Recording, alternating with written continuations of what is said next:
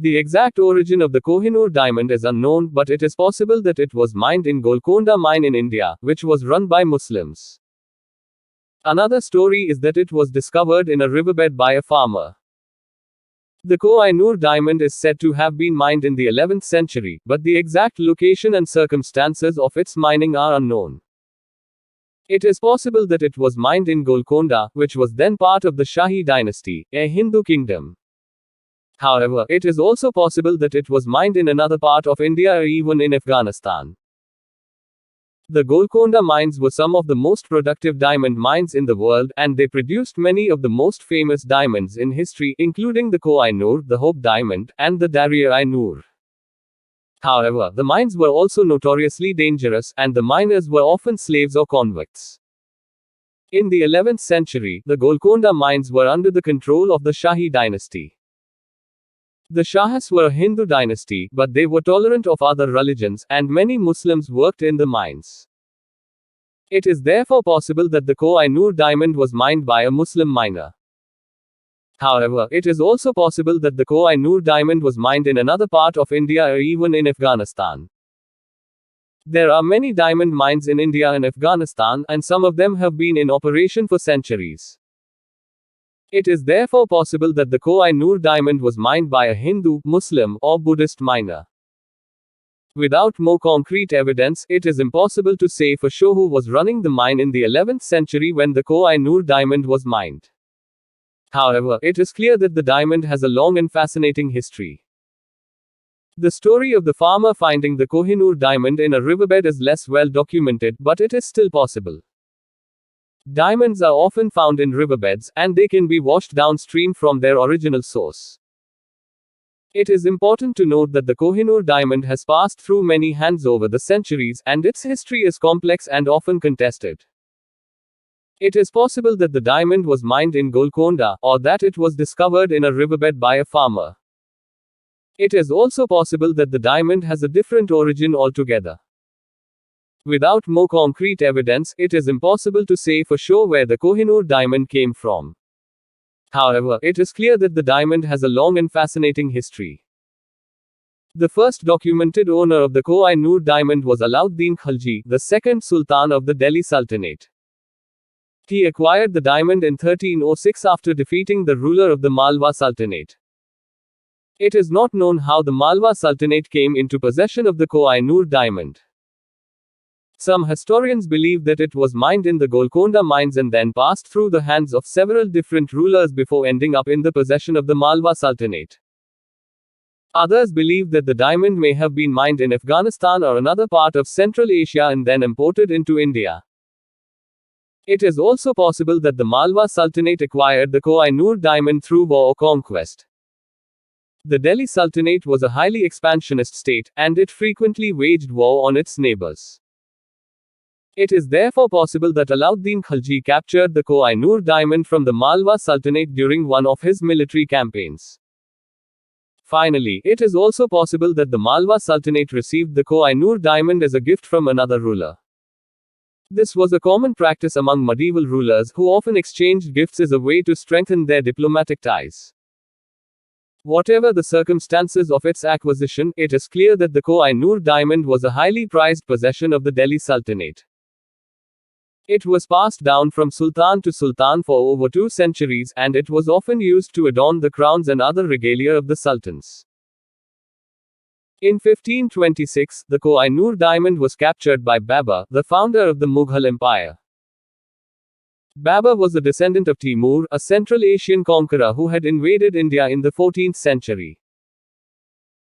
It is therefore possible that the koh-i-Noor diamond had been in the possession of Babur's ancestors for centuries before he acquired it. The koh-i-Noor diamond remained in the possession of the Mughal Empire until the 18th century, when it was captured by Nader Shah, the ruler of the Afsharid dynasty. Nader Shah invaded India in 1739 and defeated the Mughal army. He then plundered Delhi and carried away a vast amount of treasure, including the koh-i-Noor diamond. After Nader Shah's death in 1747, the koh-i-Noor diamond passed through the hands of several different rulers, including the Durrani Empire and the Sikh Empire. It was eventually acquired by the British East India Company in 1849, and it was presented to Queen Victoria in 1850.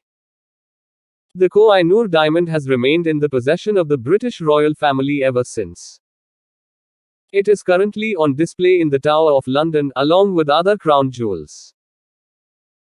Punjabi Sikh looted koh-i-noor diamond from Afghan Muslims. If you want the British to return the coven or diamond, they can return it to Afghan Muslims or Iranian Persian sultanates.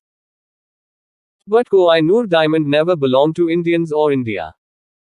Ranjit Singh acquired the koh-i-noor diamond from Shah Shuja Durrani, the last king of the Afghan Durrani Empire, in 1839. Durrani was in a precarious position at the time, as he had been overthrown by a rival claimant to the throne. Ranjit Singh offered to help Durrani regain his throne in exchange for the koh-i-noor diamond. Durrani agreed, and Ranjit Singh helped him to defeat his rival. However, once Durrani was back in power, he refused to hand over the koh-i-noor diamond. Ranjit Singh was furious, and he retaliated by invading Afghanistan. He defeated Durrani's forces and captured him and his family. Ranjit Singh then threatened to kill Durrani's son if he did not hand over the koh-i-noor diamond. Durrani had no choice but to comply. Ranjit Singh's torture of Durrani's family and his threat to kill his son were cruel and inhumane. His actions were also a violation of international law. However, it is important to note that these events took place in the early 19th century, when different standards of morality and human rights prevailed. It is also important to note that Ranjit Singh was not a religious extremist. He was a Sikh ruler, and he respected all religions, including Islam. He had many Muslim subjects and advisors, and he even built mosques and other Islamic institutions. Ranjit Singh's acquisition of the koh-i-noor diamond was a complex event that was motivated by a variety of factors, including political ambition, personal greed, and a desire to secure his legacy. While his actions were morally questionable, it is important to understand the context in which they took place. Duleep Singh was a 10-year-old prince when his father, Maharaja Ranjit Singh, passed away in 1839. Ranjit Singh's death sparked a power struggle within the Sikh kingdom, and Duleep Singh's mother, Maharani Jean Kaur, emerged victorious. She placed Duleep Singh on the throne and ruled as his regent. Duleep Singh's uncle, Tej Singh, served as the commander-in-chief of the Sikh army. He was a skilled military tactician, but he was also corrupt and ambitious. In 1845, Tej Singh led the Sikh army into a disastrous war against the British. The Sikhs were defeated, and Duleep Singh was forced to sign the Treaty of Lahore in 1846. The Treaty of Lahore was a humiliating document for the Sikhs. It required them to cede large tracts of land to the British and to pay a heavy indemnity. The treaty also stipulated that Duleep Singh was to hand over the koh-i-noor diamond to Queen Victoria. The koh-i-noor diamond was not looted from Duleep Singh. He was forced to surrender it to the British under the terms of the Treaty of Lahore. It is important to note that Duleep Singh was a minor at the time, and he was not in a position to refuse the British demands. Other gifts that Duleep Singh gave to the British included colored emeralds and jewelry. These gifts were indeed more valuable than the koh-i-noor diamond at the time. Clear stones were not as prized as colored stones, and the koh-i-noor diamond was not considered to be a particularly high-quality diamond. However, the koh-i-noor diamond has since become one of the most famous diamonds in the world, and it is now valued at hundreds of millions of dollars. The Treaty of Lahore was signed by the following people: Henry Harding, Governor General of India; Frederick Currie, Foreign Secretary to the Government of India; Tej Singh, Commander-in-Chief of the Sikh Army; Lal Singh, Wazir of the Sikh Kingdom; Gulab Singh, Raja of Jammu and Kashmir; Fakir Nur Uddin, Prime Minister of the Sikh Kingdom. It is important to note that the Treaty of Lahore was a forced treaty.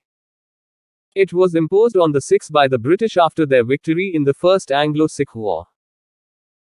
The treaty was unfair and unjust, and it deprived the Sikhs of their independence and sovereignty.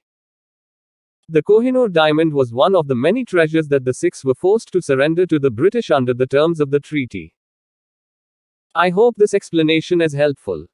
Please let me know if you have any other questions.